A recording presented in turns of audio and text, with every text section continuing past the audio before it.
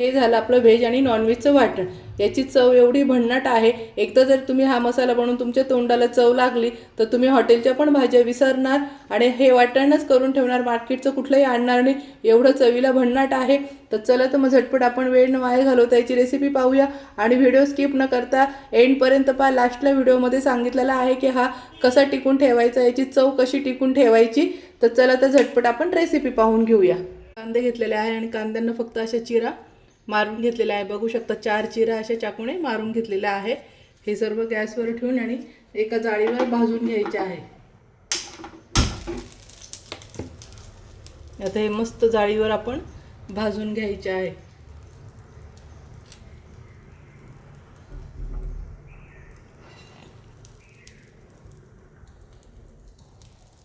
कांदा इथे खूप छान भाजला गेलेला आहे। आता आपण हा काढून घेऊया। आता या जाळीवरती लसूण ठेवत आहे मी। इथे मी 10-12 कांड्या घेतलेल्या आहे, कारण की माझ्याकडे मी कांदे 20-25 कांदे घेतलेले आहे, तर त्याच्यानुसार आपण इथे 12 लसणाच्या कांड्या घ्यायच्या आहे, मोठ्या मोठ्या त्या पण। आणि जर छोट्या असेल तर 15-20 लसणाच्या कांड्या घेऊन घ्यायच्या आहे।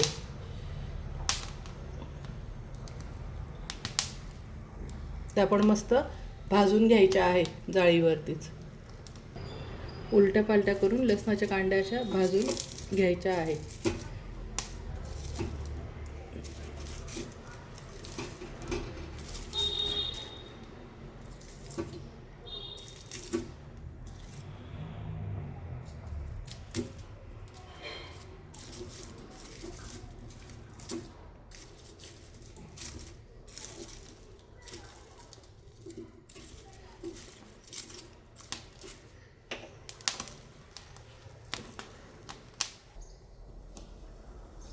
मस्त छान लसणाच्या कांड्या पण आपल्या एकदम छान भाजल्या गेलेल्या आहेत। या जरी खूप काळ्या दिसतात ते पण आतून लसूण खूप छान भाजला गेलेला आहे।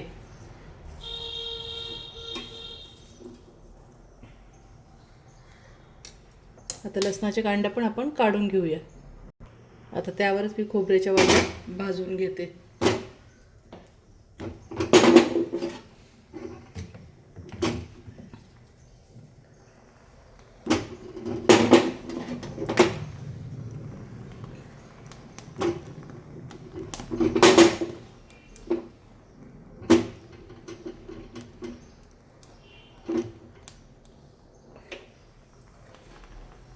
इथे मी पावशेरला खोबरं घेतलेलं आहे, 3 वाटे मी खोबऱ्याच्या घेतलेल्या आहे। मस्त खोबरं असं खालीवर करून भाजून घ्यायचं आहे।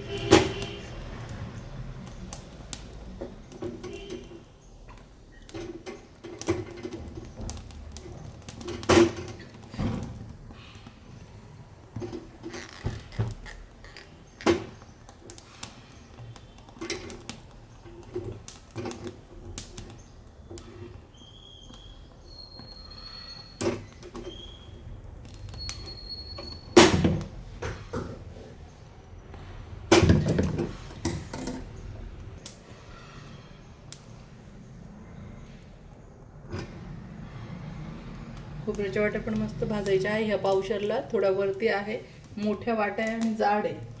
कधी पण मसाला करायला किंवा आपल्या घरात खोबरं वापरण्यासाठी कशाला पण राजापुरी खोबरं घ्यायचं आहे। राजापुरी खोबऱ्याने खूपच छान चव येते भाज्यांची आणि ह्या खोबऱ्यामध्ये एवढं ऑइल असतं ना, तर त्याच्यामुळे भाज्यांची पण तर्री खूप छान येते किंवा कुठलंही आपण फ्राय करतो तर छानच लागतात। हे पाहू शकता किती मस्त तेल आधीच सुटलं आहे लगेच।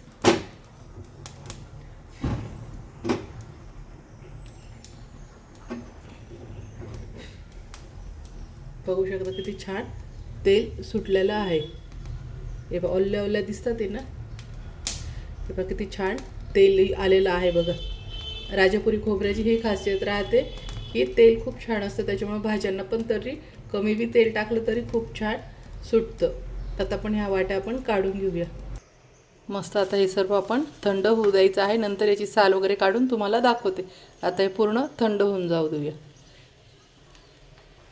आता इथं कांदे थंड झालेले आहेत, आपण हे बाजूला करून आणि कांद्याचे हे जे जास्त जळेल असतात भाग तेच फक्त काढून घ्यायचे आहे। तुम्हाला एक सोलून दाखवते आधी.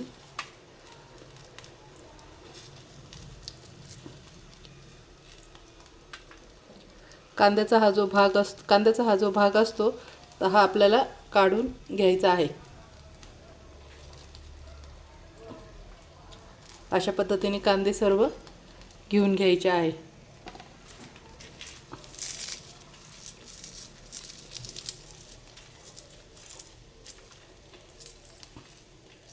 फक्त जास्त जळेल भाग काढून घ्यायचा आहे.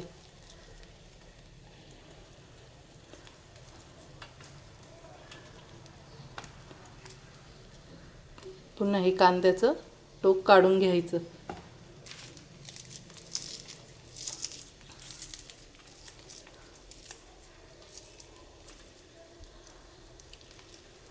एकदम आल्लात हे टोक निघून जात असतं. बघू शकता किती मस्त झालेलं आहे. लसूण पण अशाच पद्धतीने सोलून घ्यायचा आहे. याची साल वगैरे काहीच काढायची नाही. फक्त जळेला भाग आहे तो थोडासा काढून घ्यायचा आहे, सोलत बसायचा नाही. आणि कांद्याचं जे टोक असतं हे काढून घ्यायचं आहे. लसणाचं हे टोक आहे ते काढून, आणि त्याच्यात जी लाकडाची काडी असते तर ती काढून घ्यायची आहे. आणि लसूण असा अख्खाच घेऊन टाकायचा आहे. त्या सालांमुळे खूप छान चव येते, कारण की त्या भाजलेल्या आहेत. त्याचा एक लसणाचा वेगळा स्मोक येतो. अशा पद्धतीने सर्व लसूण काढून घेऊया. फक्त ही काडी असते ही, आणि हे टोक याचं फेकायचं आहे.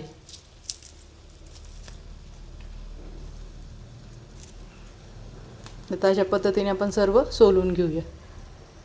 झालं आपलं सगळं भाजून, आणि हे अशा पद्धतीने मी सर्व साफ करून घेतलं आहे. कांदा, लसूण, खोबरं पण चिरून घेतलेलं आहे. आता याच्यात आपण बाकीचे खडे मसाले टाकून आणि मिक्सरला फिरून घेऊया. इथे मी खडे मसाले घेऊन घेतलेले आहे.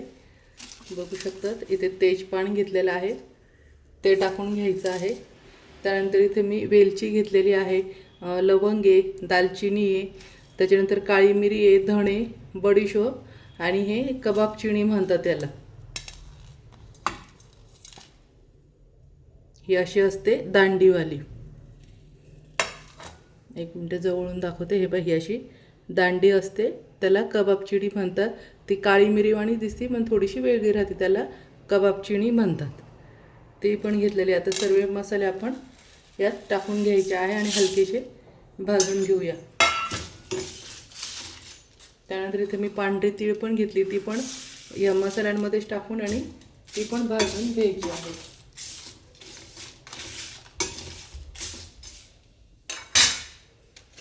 तेजपान मोठे असतात त्याच्यामुळे थोडंसं असं आपण कटिंग करून टाकायचं आहे, म्हणजे भाजायला सोपं जातं.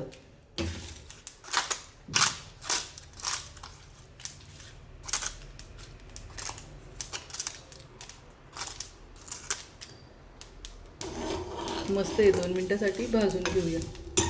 जास्त जाळायचं पण नाही, नाहीतर भाजीची चव बिघडेल, मसाला कडू होईल.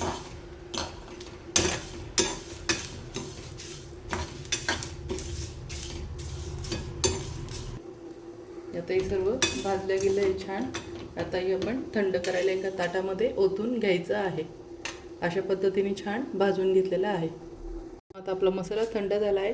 सर्वप्रथम आधी मिक्सरमध्ये आपण हा जो खडा मसाला आहे तो थोडा बारीक आधी करून घ्यायचा आहे, म्हणजे हा छान बारीक होतो. आता मिक्सरला फिरवून घेते मी. अशा पद्धतीने हा मसाला दळून आणि एका ताटात काढून घ्यायचा आहे. आता आपला दुसरा मसाला टाकूया. आता आपण हा जो मसाला दळणार आहे तर आपण जेवढ्या वेळा वाटू तेवढ्या वेळेस आता आपण जो हा खडा मसाला बारीक केला आहे याच्यामध्ये असं 1-1 चमचा प्रत्येक वाटण्याच्या वेळेस टाकायचं, म्हणजे सगळा एकजीव होईल. त्यानंतर आता कांदा वगैरे सगळा मसाला थोडा थोडा टाकून घेऊया.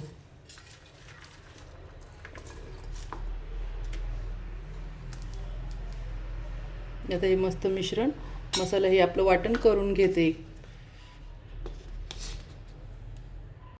अशा पद्धतीने सगळं वाटण पाणी टाकून बारीक एकदम पेस्ट करून घ्यायची आहे. बघू शकता अशा पद्धतीने पाणी टाकून आणि एकदम चिकना मसाला दळून घ्यायचा आहे. चला तर आता सर्व मसाला वाटून घेऊया. अद्रकची पेस्ट छान करून घ्यायची आहे, बारीक एकदम. आता अद्रक पेस्ट यात आपण टाकून घेतली आहे आणि हे सर्व आता छान एकत्र हा मसाला कालून घ्यायचा आहे. मसाला म्हणजे वाटण. तर हे छान एकत्र आता एकजीव करून घ्यायचं आहे.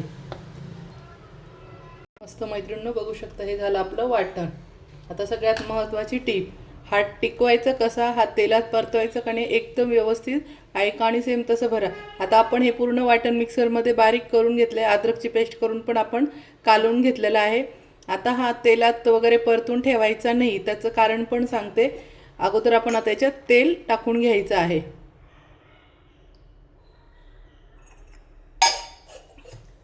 आता यात तेल टाकून आणि हा मसाला छान कालवून घ्यायचा आहे, फक्त कालवून घ्यायचा आहे.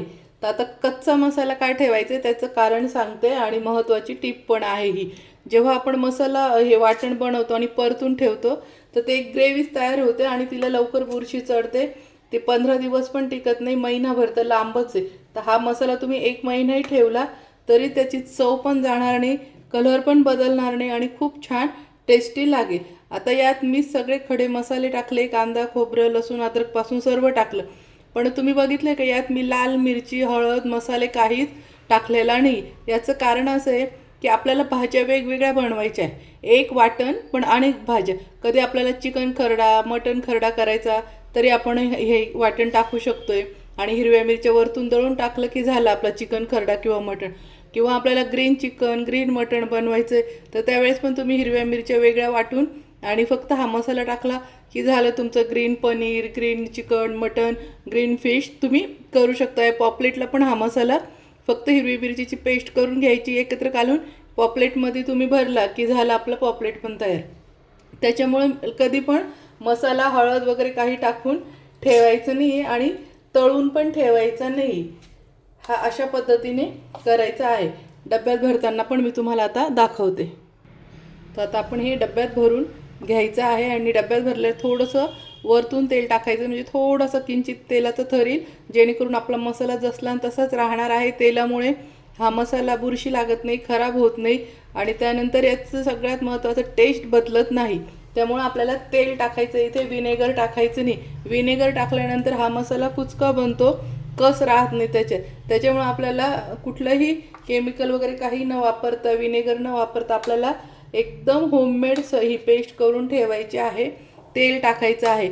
इतकी सुंदर चव लागते. हा मसाला कच्चा तेलामध्ये आपण तळून घ्यायचा. जी पण भाजी बनवायची, याच्यात तुम्ही व्हेज, नॉनव्हेज सगळ्या प्रकारच्या भाज्या, कोरड्या भाज्या, पातळ भाज्या, तर्रीच्या भाज्या सगळ्या करू शकता ते. तर मस्त मैत्रिणींनो, कशी वाटली माझी रेसिपी? असेच नवीन नवीन व्हिडिओ पाहण्यासाठी, नवीन रेसिपी पाहण्यासाठी माझ्या चॅनलला लाईक करा, सबस्क्राईब करा आणि शेअर करा. तोपर्यंत मस्त खा आणि मस्त रहा. आता हे मी डब्यामध्ये भरून ठेवते.